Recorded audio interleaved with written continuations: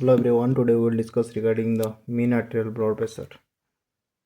Mean arterial blood pressure MABP, mean arterial blood pressure.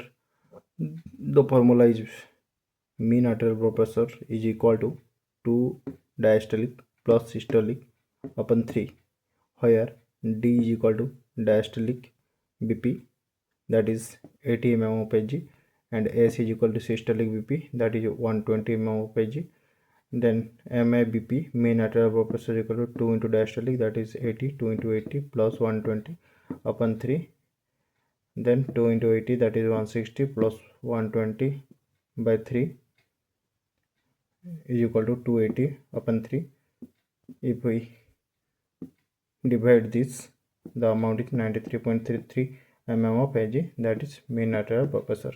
So this is the formula that is very much essential and helpful for you.